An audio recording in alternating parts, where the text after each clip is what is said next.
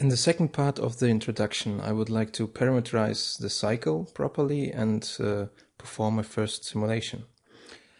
It is clear that in order to perform a simulation, we will need certain boundary conditions represented by fluid parameters at certain points in our cycle. Let's start out and parameterize some inlet conditions for our cooling water. We will use the component 1, the boundary input value,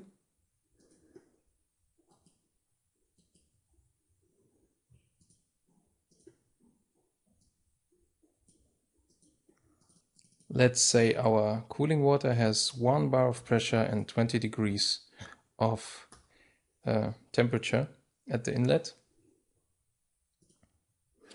and therefore we have parameterized our cooling water.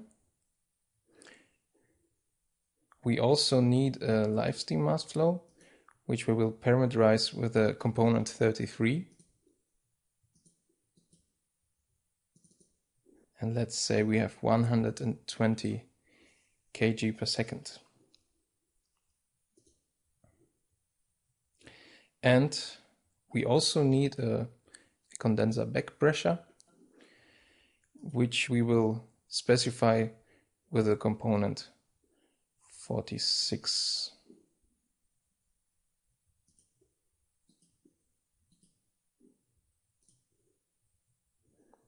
So we will have a condenser back pressure of, let's say, 50 millibar.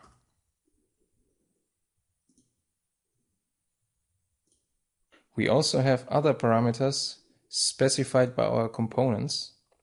Let's have a look at our steam generator. You will see that our nominal live steam pressure is 160 bar. Our live steam temperature is 520. And we have also the reheat temperatures and certain pressure drops here.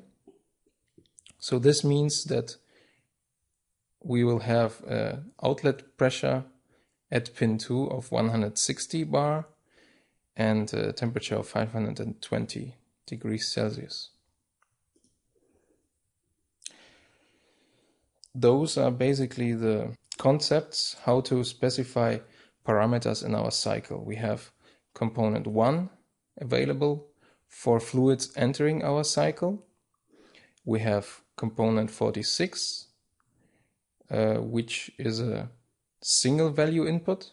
As you can see, we have different options what kind of values we would like to specify here. And component 33, which is basically a general input value just like component 1, but can be added at any point in our cycle. A difference between the component 33 and 1 in comparison to component 46 is its ability to specify material fractions. And we will use this ability in future lessons in order to specify, for instance, the composition of the fuel used in our boiler.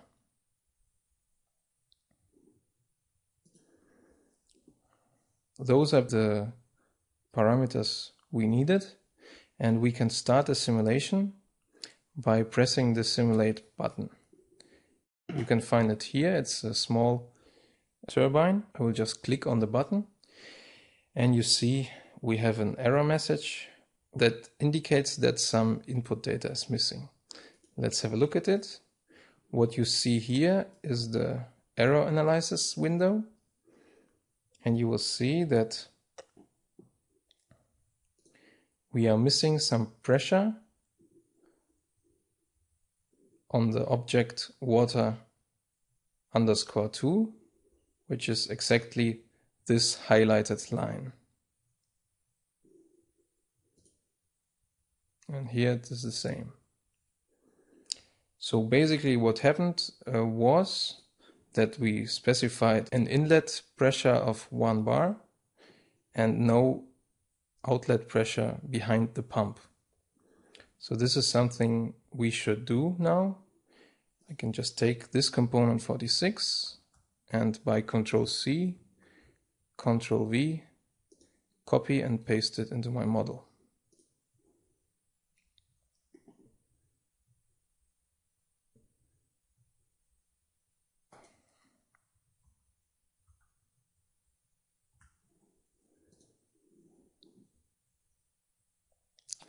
Let's start the simulation again. Now the error message changed. We have now a finished calculation with errors. Let's take a look at the errors again. The error analysis window opens and it says that we have an overdetermination in pressure in this line. I can also scroll through the bugs and see, okay, this is the steam line. So we have an overdetermination in pressure. This is basically an error we have to take care of first. So one rule is always take care of the overdetermination errors first. Let's have a look at this line. We have a mass flow specified here and an outlet pressure of the steam generator. It's 160 bar. And the only other component connected to this line is the turbine. So let's have a look at the inlet pressure specification of the turbine. And we will see that the inlet pressure handling, FP1N, is specified as P1 calculated from P1N set. So this is P1N set, and this is the source of our error, because this steam line here now gets double information on the pressure. The steam generator says that the pressure is 160 bar. The steam turbine expects inlet pressure of 120 bar. So what I will do now will be to say that the inlet pressure is given from outside.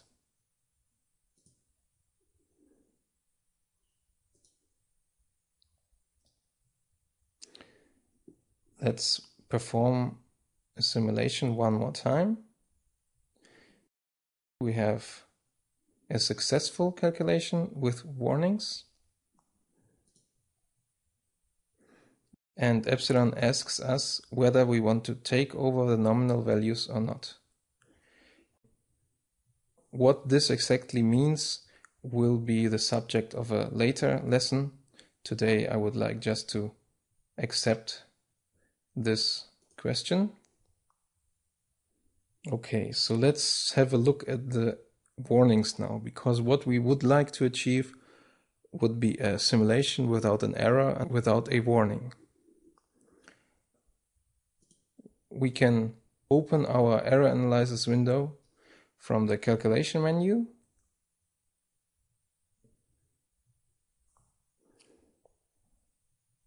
We have an overdetermination in mass flow on one of those lines. So one more time, if I scroll through the errors, I will see there are two lines which generate this warning. And you see we have a very small deviation between the two values specified for these lines.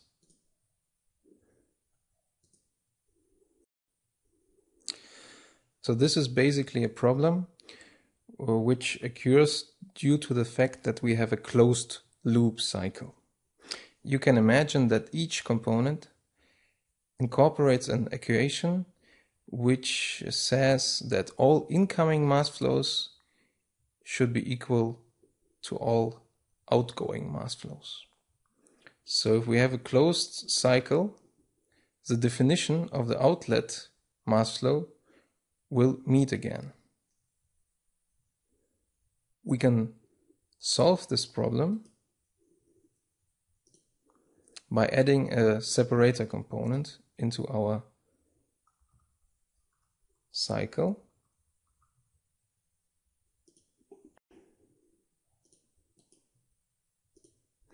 You see the pins are twisted in the wrong way now, so we can, for instance, mirror this component vertically and fit it into our cycle. Let's parameterize the separator correctly. It will be a mass flow separator, which means that this component allows us to have different mass flows on both sides of the component. We can basically deactivate our mass balance.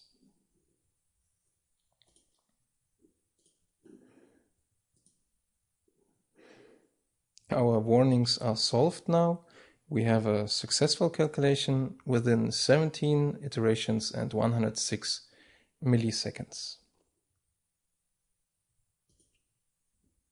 One more time, we take over the nominal values. Before I end this second introduction video, I would like to show you the equation toolbar, which shows us what kind of equations were solved during our simulation. So we collect the data, simulate, and you will see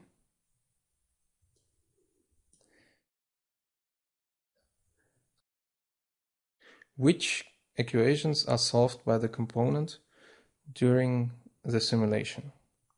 So you see we have the mass balance here, we have the energy balance of our turbine, the energy balance of our condenser. So all the equations solved by Epsilon can be found here. Let's sum up what we have learned in this second video. We learned that we can specify parameters in our cycle using component 1, 33 and 46, or that parameters can be specified within our components, like in the case of our steam generator. We also learned about our error analysis tool and the fact that we have to solve overdetermination errors first. In the next lesson, we will learn how to display the results of our simulation.